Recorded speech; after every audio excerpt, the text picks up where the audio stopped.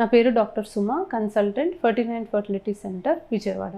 మగవారిలో సంతానలేమి సమస్యకి కారణాలేంటి? సో ఈ మధ్య కాలంలో చూస్తున్నాము, సంతానలేమి సమస్యతో మా దగ్గరకు వచ్చిన కపుల్స్లో 50% పైగా మగవాళ్ళలోనే ప్రాబ్లమ్స్ అనేవి చూస్తున్నాం. సో మగవాళ్ళలో ఎటువంటి కారణాల వల్ల సంతానలేమి వస్తుంది అనే దాని గురించి తెలుసుకుందాం. సంతానలేమి సమస్యలో 50% పైన మగవాళ్ళలో కారణాలు ఉంటాయండి. కొన్ని కారణాలు అనేవి మనకి టెస్టులు చేస్తే బయటపడతాయి. బట్ కొన్నిసార్లు మనకి టెస్టులన్నీ చేసినా ఏ ప్రాబ్లం లేకపోయినా కూడా వీర్యకణాల పరీక్ష చేసినప్పుడు ప్రాబ్లం ఉన్నట్టుగానే తెలుస్తూ ఉంటుంది. సో మోస్ట్ కామన్గా మనం చూస్తే కాజ్ అనేది స్పెసిఫిక్గా ఐడెంటిఫై చేయలేము. అండ్ దీనికి మనం చాలా లైఫ్ స్టైల్ ప్రాబ్లమ్స్ అనొచ్చు, లేదా మనకి వాతావరణంలో ఉన్న కాలుష్యం వల్ల దానివల్ల వచ్చే సైడ్ ఎఫెక్ట్స్ అనే అనుకోవచ్చు. బట్ మనకి కనిపించి మనకి తెలుసుకోగలిగే కారణాల్లో మోస్ట్ కామన్ కాజ్ వచ్చేసి వారికోసీల్. సో వారికోసీల్ అనే ప్రాబ్లంలో మనకి బీజం చుట్టూ ఉన్న వెజల్స్ ఏవైతే ఉంటాయో, అంటే రక్తనాళాలు ఏవైతే ఉంటాయో వాటిలో వాపు అనేది వస్తుంది.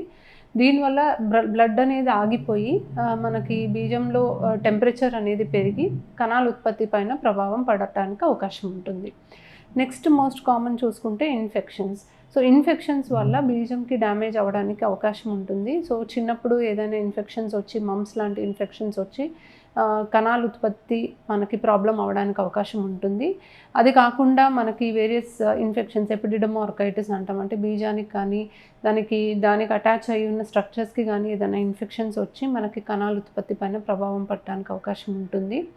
మూడోది వచ్చేసి కొన్ని సందర్భాల్లో బీజాలు కిందకి జారి ఉండవు. అంటే పుట్టుకతో మగవాళ్ళకి బీజాలు కిందకి జారి ఉండాలి. ఒకవేళ అలా కాకుండా పొట్ట లోపలే అవి గనక ఉంటే టెంపరేచర్ అనేది ఎక్కువగా ఉండడం వల్ల కణాల ఉత్పత్తి అనేది తగ్గవచ్చు.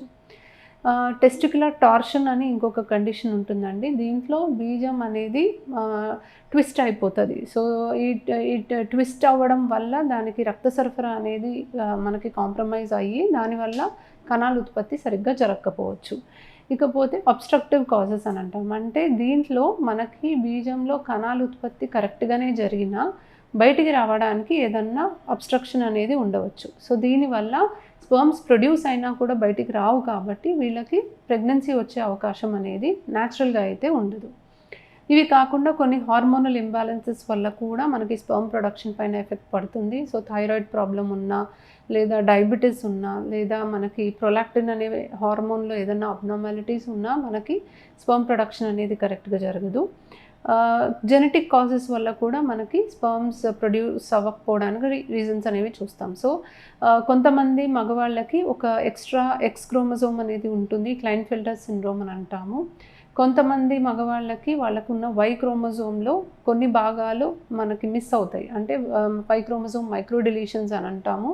సో అండ్ కొంతమందికి కొన్ని జెనెటిక్ మ్యూటేషన్స్ అనేవి చూస్తాం, CFTR జీన్ మ్యూటేషన్స్ అని చూస్తాము.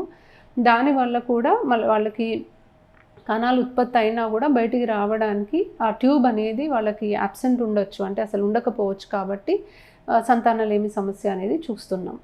సో ఇకపోతే లైఫ్ స్టైల్ ఫ్యాక్టర్స్ అనుకోవచ్చు, లేకపోతే ఎన్వైరన్మెంటల్ టాక్సిన్స్ అనుకోవచ్చు. సో లైఫ్ స్టైల్ ఫ్యాక్టర్స్లో చూసుకుంటే స్ట్రెస్ ఎక్కువ ఉన్నా, వాళ్ళకి ఎక్కువ హీట్కి ఎక్స్పోజ్ అవుతున్నా, లేదా ఎక్కువ పొల్యూషన్కి వాళ్ళు ఎక్స్పోజ్ అవుతున్నా, అధిక బరువు అనేది మనం చూస్తూ ఉంటాము, స్మోక్ చేసేవాళ్ళు మనం చూస్తూ ఉంటాము.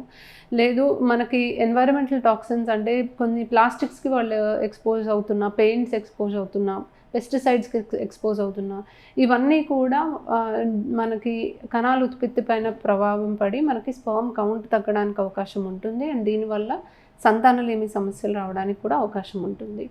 సో మగవాళ్ళల్లో ఏదన్నా ప్రాబ్లం ఉందా లేదా అనేది తెలుసుకోవడానికి మెయిన్గా వీర్యకణాల పరీక్ష అనేది చేస్తాము. అండ్ ఇది అబ్నార్మల్ ఉంటే ఇంకా వేరే ఇన్వెస్టిగేషన్స్ చేస్తే ఏదన్నా ప్రాబ్లం ఉందా అనేది మనకి తెలుస్తుంది. Thank you.